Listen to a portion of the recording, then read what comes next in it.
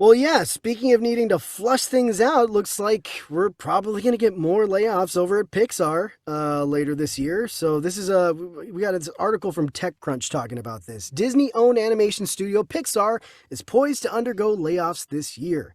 TechCrunch has learned that the company confirmed, while sources at the company say the layoffs would be significant and as high as 20%, or reductions that would see Pixar's team of 1,300 dropping to less than 1,000 over the coming months. Pixar says those numbers are too high. Rather, the studio said the number of impacted employees is still being determined due to factors like production schedules and staffing for future greenlit films. The studio stressed the layoffs are not imminent, but will take place later this year at Pixar as Pixar focuses on making less content. According to insiders, the Pixar layoffs include headcount that was hired for Disney Plus, hires Disney pushed on Pixar to produce for its streaming division, which hasn't yet turned a profit. So, Hmm. yeah, all go layoffs. They had redundancies. They hired a bunch of people because again, we're talking back to the Chapek stuff where they were really pushing Disney Plus, right? Hmm. Let's make all this content for Disney Plus. It was happening with Marvel. It was happening with Star Wars. It was happening with Pixar. And so all this stuff that they had to crunch out, you needed more staff, right? You needed more people to hire, so they hired a whole bunch of people. So now we're reversing that, right? So now Iger's back and saying, no, let's slow down on the Disney Plus stuff. We haven't made any money with Disney Plus stuff. It Hmm. hasn't turned a profit for us. So why are we putting so much time and effort into all this stuff for Disney Plus if it's not doing that for us? So we're going to have to do some layoffs, some more layoffs. And it always sucks to hear about layoffs happening, especially in the animation industry, especially with the landscape of animation right now, the way it is, and how tumultuous it is, and how difficult of a life it is for an animator to these days. And so when you hear stuff like this is always so upsetting. Um, but I mean, it makes sense the way the reasonings with all the Disney Plus stuff, and now they're having to take that back. So it makes sense. It just sucks because this will be the second time in the past year. It will have been the second time in the past year or so that Pixar has done mass layoffs, right, Kevin? Oh yeah, no, definitely. Yeah, so it's unfortunate, and yeah, I do think it's interesting. They've confirmed Pixar did confirm that they are doing layoffs, but the number is still yet to be seen, still yet to be determined. Um, but that the layoffs are not imminent. Uh, There's a yeah, lot to juggle on this as well. Like the yeah. What are you when getting from this, Kevin? when it comes to like losing money, I mean, all right, if we're thinking as a business, right? We got to talk about the events that have taken place recently. Like what you just said, we're not making money off of the projects we're making, so that's one thing that's bad. Another thing is we just had a writer's strike and SAG-AFTRA strike as well for all the actors, right? Which, when we all came to our conclusions with our contracts, it changes the way the businesses have to work now and make the money that they make, right? As voice actors, we have to deal with a lot of AI problems, which is still kind of a big problem for us, by the way, in case anybody needs to know about that. Less Yeah. for the celebrities and more for, the people who aren't celebrities, uh, Mm. aka us. Um, so when you think about, you've got to figure out new ways to invest money in the actors, in the writers. Now, how do we fix the animation department so that I can afford to use these guys to make good quality stuff? Let's start firing a bunch of people so that we can save money because we're clearly losing it from every direction possible. It sucks that like the animators were one of the biggest targets for this.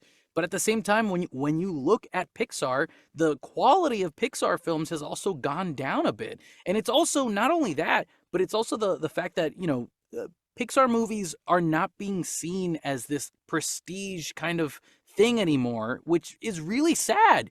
Dude, Pixar films are incredible. We're going to talk about Toy Story 4 later today, and like Yeah. that alone is like it was a very good movie. It's Pixar at possibly its finest.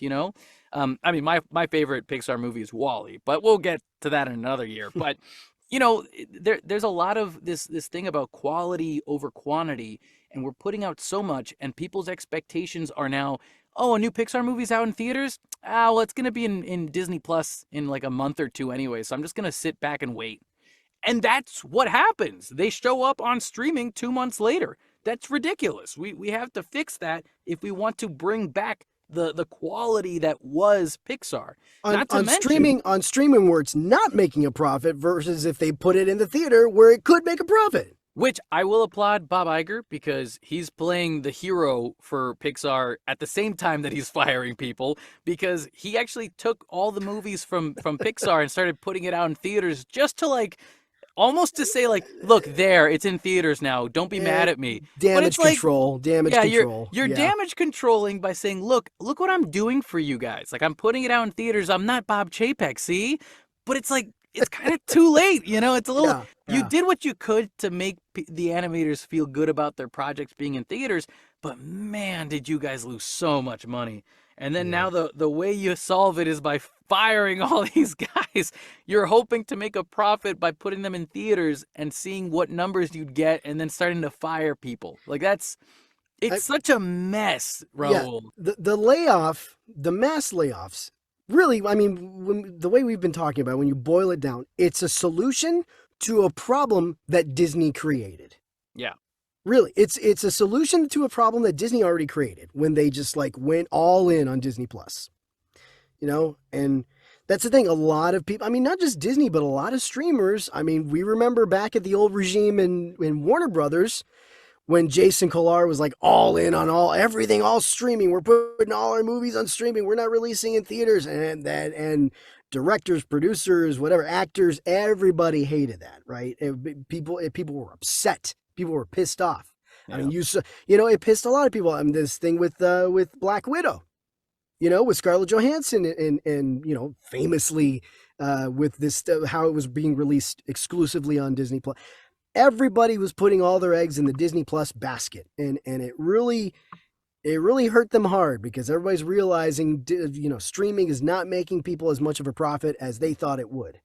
So also, these are all problems they were creating themselves. There's also the idea of, when you work for a company, you can't assume that you will be, just because you're emotionally connected to this company, that they're not willing to do what they need to do to survive, you are part of the company, but that company has its own living, breathing soul. And so if it needs to get rid of you to keep on doing that, it will. And that sounds really horrible because for the longest time, Disney has been seen as this beautiful, soulful thing that wants to take care of everybody that's a part of it.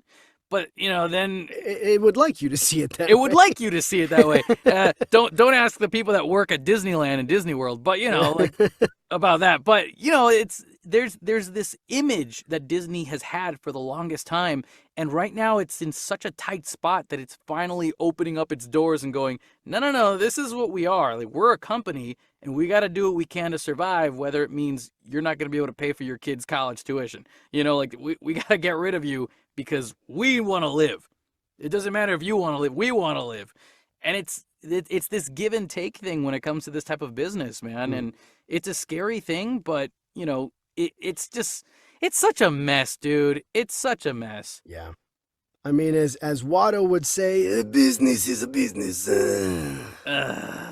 I mean, it's just, yeah. And like we said, it always sucks to hear these things, but you got to just stick together and make sure. There's no way I'm going to segue this, by the way, really, to the next topic. But no way we can do this. It really is just that where it's like, money, business is business. We're not in show friends, we're in show business. And that's the kind of thing where when that kind of stuff happens, you either got to see it coming or not ever trust companies that are going to just keep you forever.